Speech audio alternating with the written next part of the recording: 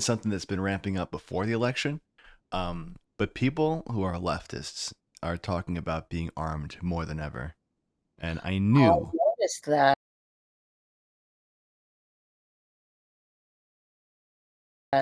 I knew this was gonna increase gun sales.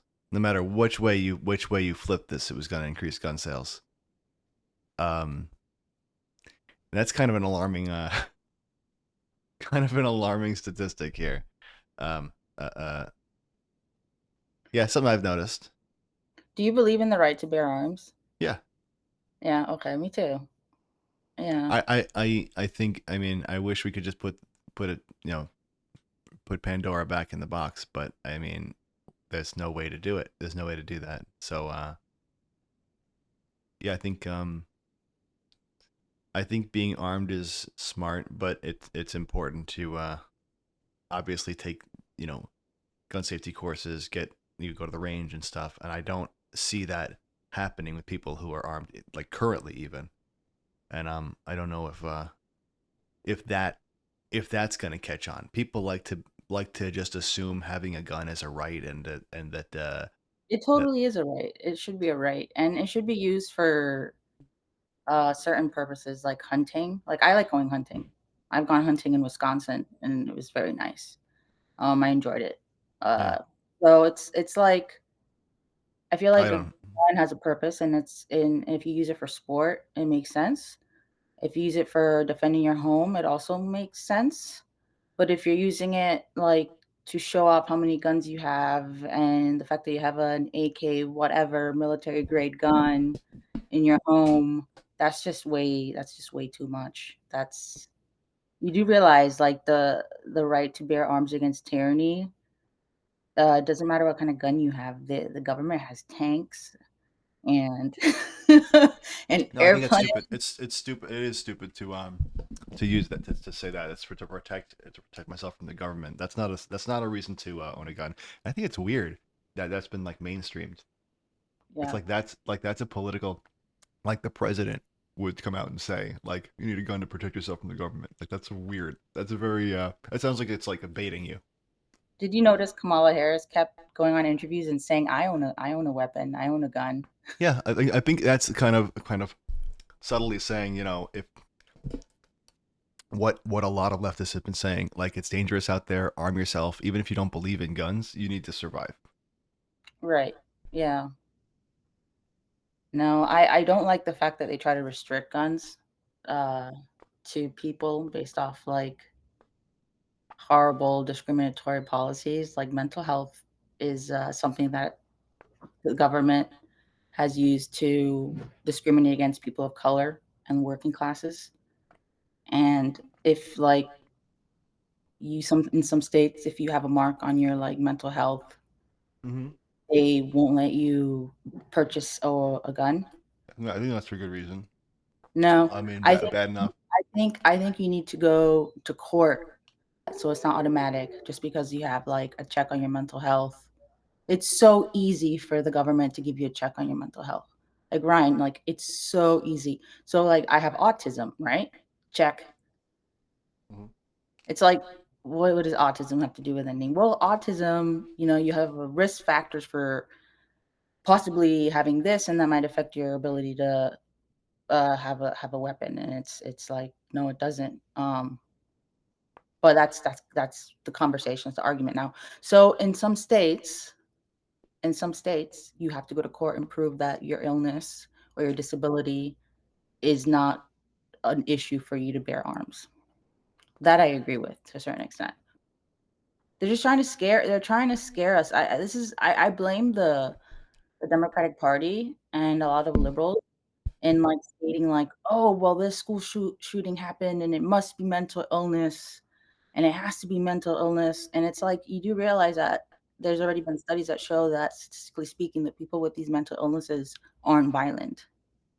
So I don't know what came first, the shooting or the designation of mental illness, but hey, I don't know. Maybe that's a bit of a conspiracist there. There should be limits on who should have guns, like the three strikes, what they call the red flag rule. Like if you're in trouble for domestic violence or something, and you show yourself to be a violent person, Yeah, maybe a court case, sure, but that would kind of bog down the courts a little bit.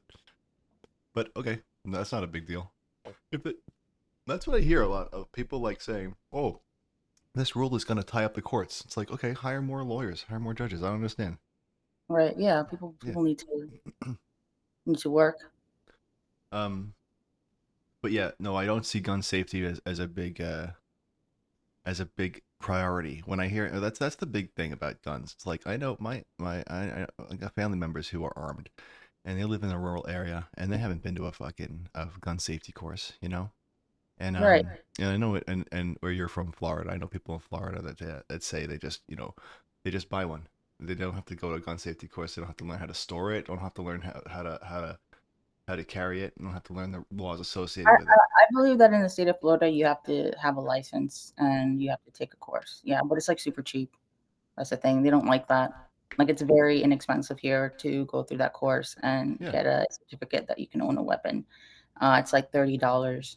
yeah, that's good. That's good. Yeah, To so it's actually, good. if you actually do get some training. Right, yeah. I was under the impression that most people who have a gun don't go through training in the United States. No, they lie a lot, to be honest, I think. The media lies a lot. Storage is another thing. I know people like to keep it easy to reach. I really don't trust people.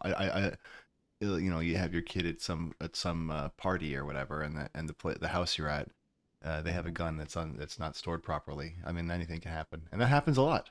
And I think it's like there's gonna be. I mean, there was gonna be more of this no matter what. I think the animosity of any election, anybody who is gonna win, there was gonna be some people who go out and get armed without being prepared, and they may have children at home. We're gonna see a lot of incidents, I think. Yeah, I don't know, do you think people have gotten dumber? Like, I know that's weird for me to say, but I think it was common for people to own weapons in the 19th century and the 18th century, and to have them on the like, in your home, to have them, like, near your house, to have them, like, on the porch, and so, I don't know what the stats are when it comes to that, like, how many deaths because of owning a weapon in the home occurred during that century, but it just seems like we are limiting the fact that it wasn't that long. I mean, it was long ago, but it was, centuries a long time, but it was part of normal society to have a gun not that long ago.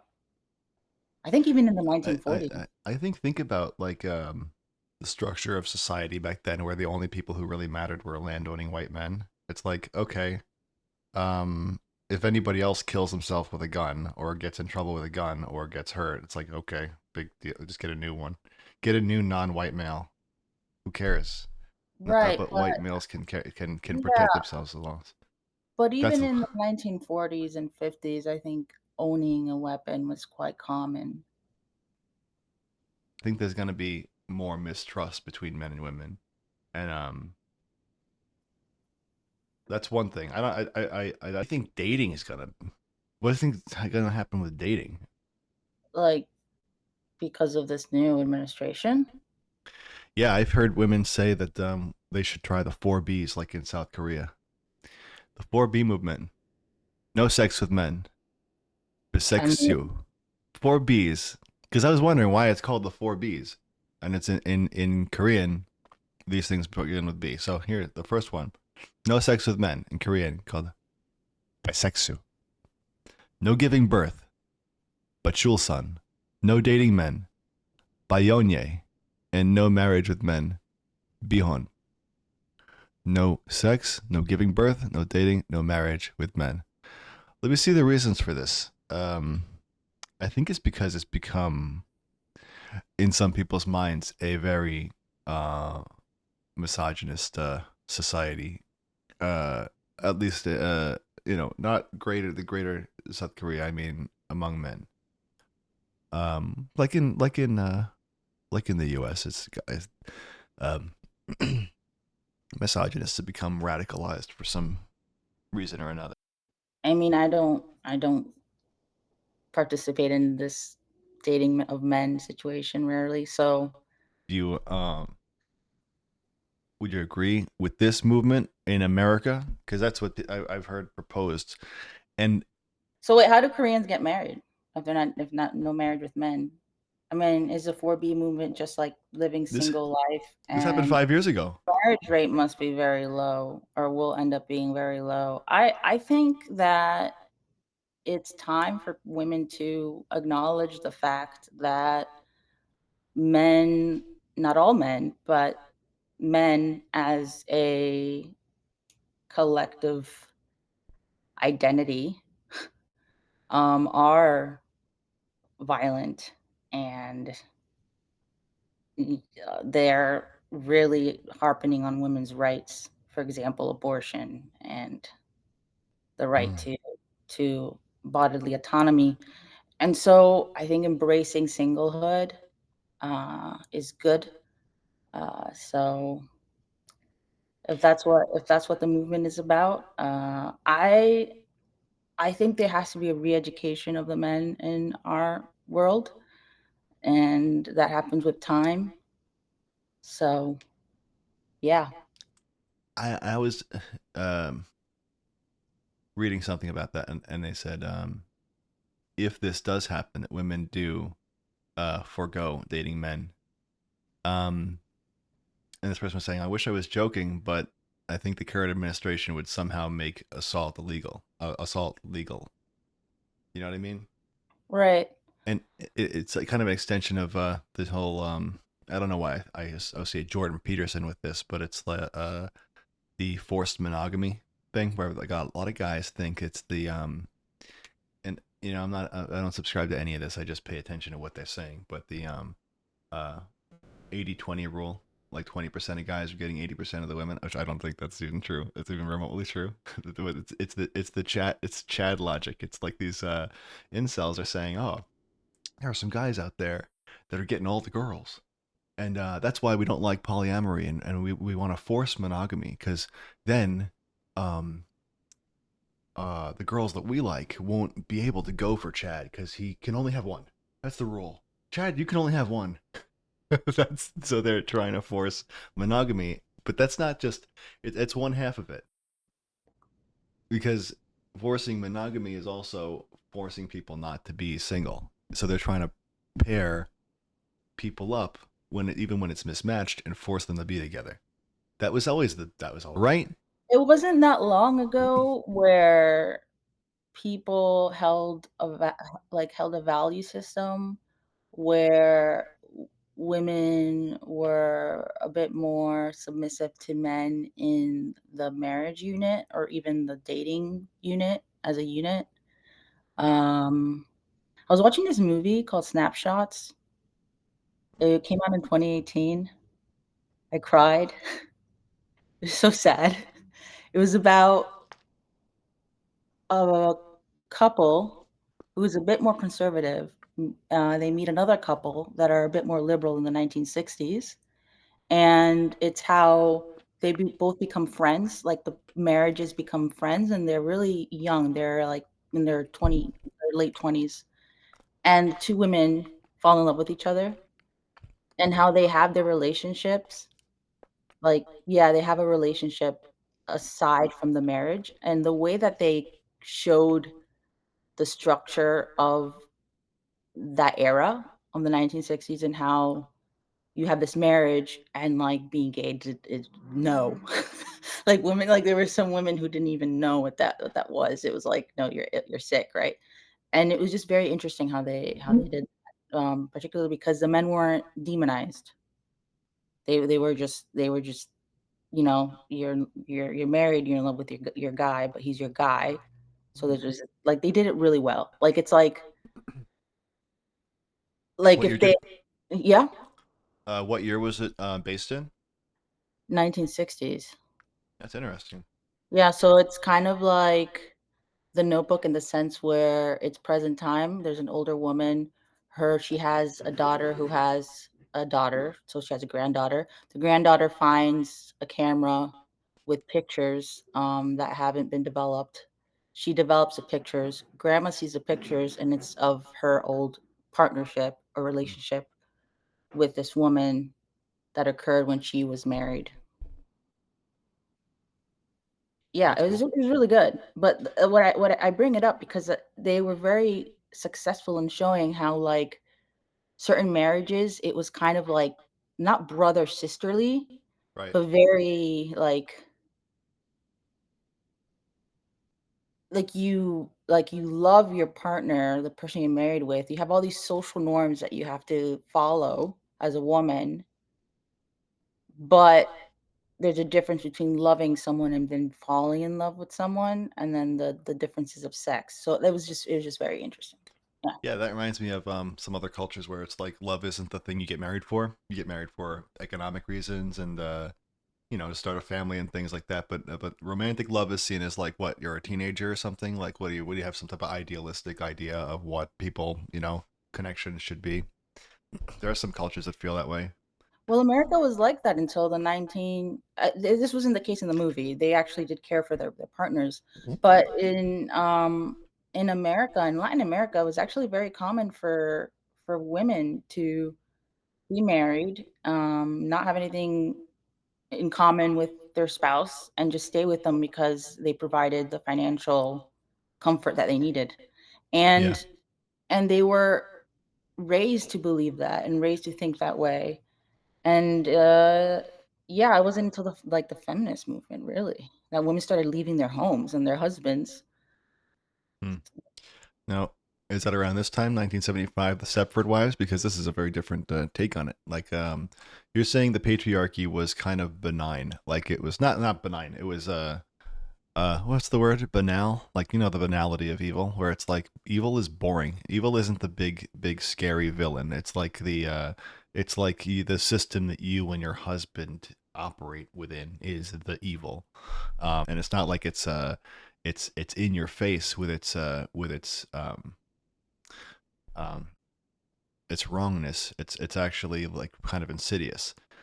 So what you're kind of going over is like how just commonplace in snapshots of the movie we're talking about, how Mhm. commonplace that is, and how it's not really like entirely malicious. It's just what we do.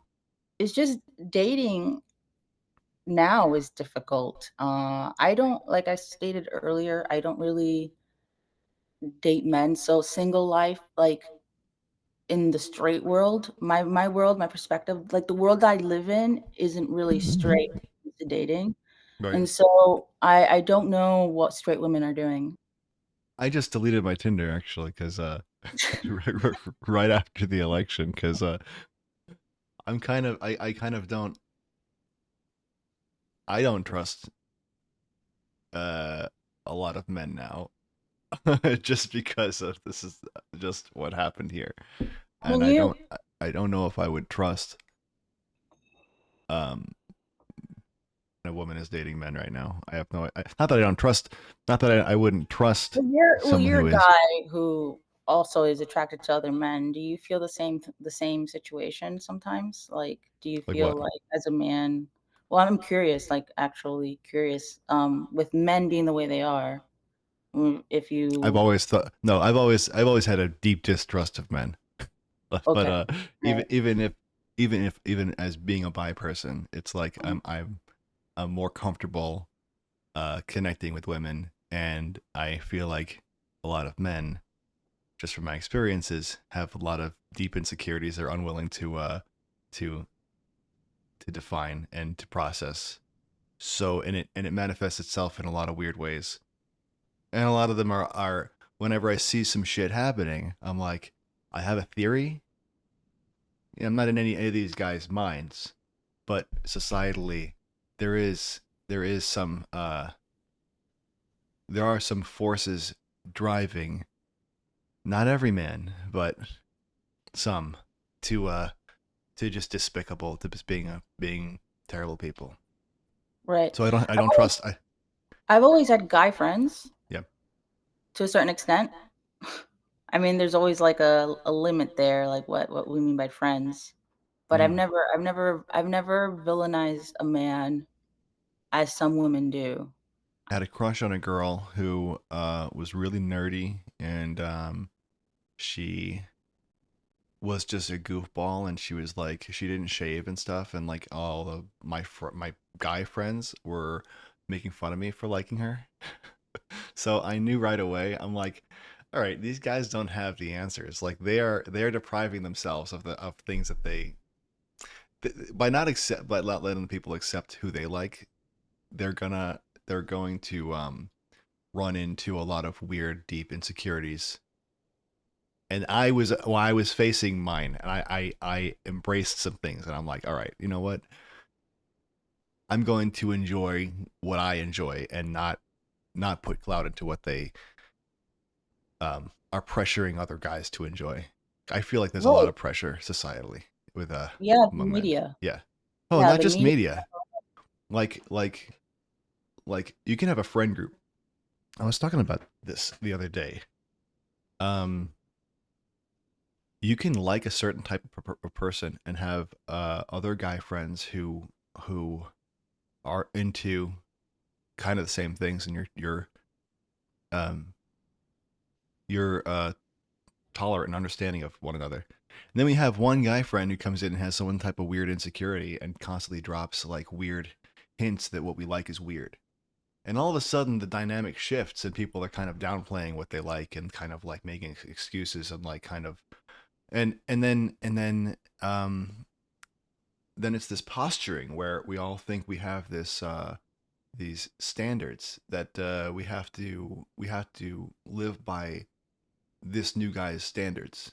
Oh, he doesn't like big girls, so our girlfriends are like that we like if you have a girlfriend, like if you have a girlfriend who's heavy set and your dude friend comes in and starts talking shit about big girls and like you know how you feel and you can't talk to them about it because then they'll feel differently about you. I never gave a shit really, but I could definitely see, this whole underlying I like this, but I can't tell my guy friends that I like this. But then also, why do I like this? And then there's something wrong with me if I do. Maybe I'll grow out of it, and maybe things will just change, and I'll live the life um that is expected of me. I think straight women also go through that because, from what I remember, when I wasn't out, right, and I had my straight friends, and they were my girlfriends, my straight girlfriends, and, when we started dating, it was the same way. It was like we had to like the lacrosse player, or like when I remember I started dating this guy who was a ginger, like a redhead, and he was the nerdiest guy, and he was a sweetheart, and, like, our families knew each other or whatever, and, like, the pressure I felt to not be with him because he was nerdy was so bad, because it was like, you're supposed to be dating someone else, and then when I started dating we broke up for obvious reasons, Mm. but when I started dating another guy in my senior year of high school, uh this guy, he had muscles, he was in martial arts, he looked like a model, I'm not kidding, and his dad was in the military, and all of a sudden I became very popular. Yeah, It weird. was like, isn't that weird that Yeah, kids no, are you. like Yeah, they. So you got some affirmation from people that the people around you liked. So they're like, oh, she's worth the my she's um her standards are similar to mine. She fits the standards that I wish I could fit. And then you become popular among those right, people.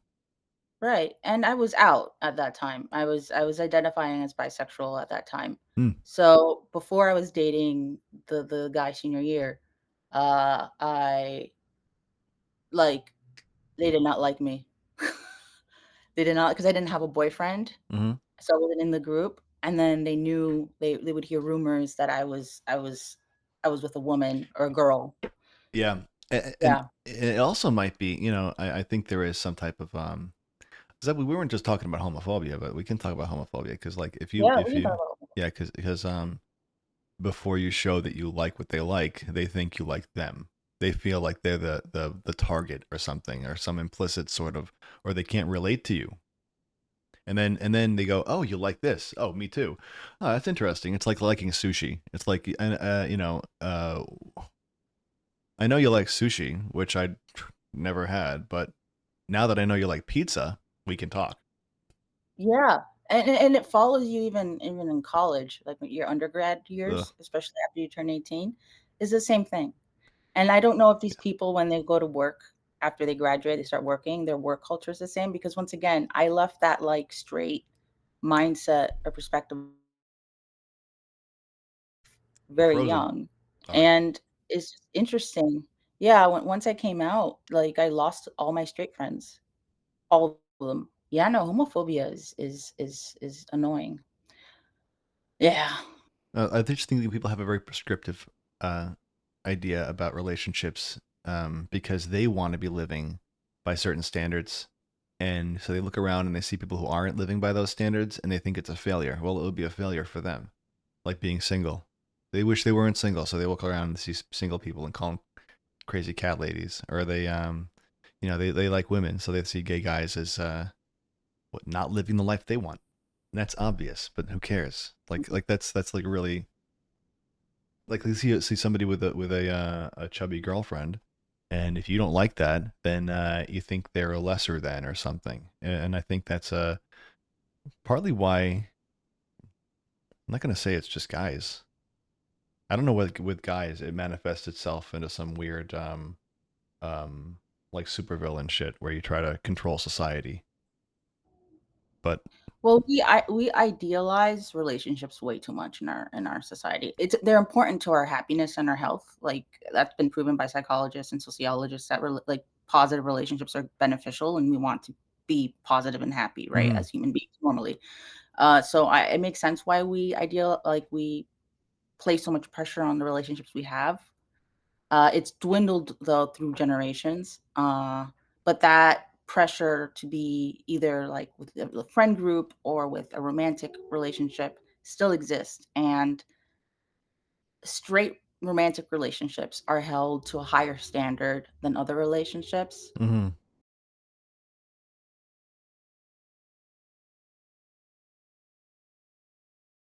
Let's talk about this coffee thing you set up. So, um, so if you want to hear more, we have not been slain and donate to the show. We set up a coffee account. Is that right, Priscilla? Yes, it's called, let me pull it up right now. Because there's It's lots of ways. called Ko-Fi. Ko-fi. Ko-Fi, yeah, it's a Ko-Fi account. Isn't the logo a big coffee mug? It is a big coffee mug. You can support us directly with Ko-Fi, so you donate there, and it goes directly to our account, and it will help us produce more. So donate if you want to see more. We have not been slain. We want to do this much more often, consistently, and put together some good shows for you guys and some political commentary. Uh, Yeah, so some of the topics that will be coming up next week. We'll be talking about hopefully the climate crisis, Trump and his possible trade war with China, and we're looking into a little bit of business and economic topics to kind of fuel our channel hmm? and to inform you, the viewer, our listener, if you're listening to us on our podcast. We have Spotify. Also have a Spotify account. So if you don't want to watch us, you can just hear us on our Spotify account. The link is on the YouTube channel page. And I think we'll be putting our back episodes also on YouTube, on our YouTube channel as well, so we could watch. We can see some of the things we've been referring to. All right, this has been We Have Not Been Slain. Thanks so much for tuning in. I'm Ryan Moore. And I'm Priscilla Otero Guerra. Please subscribe and like our video during our show. So our X account tweets or posts articles that relate to what we've discussed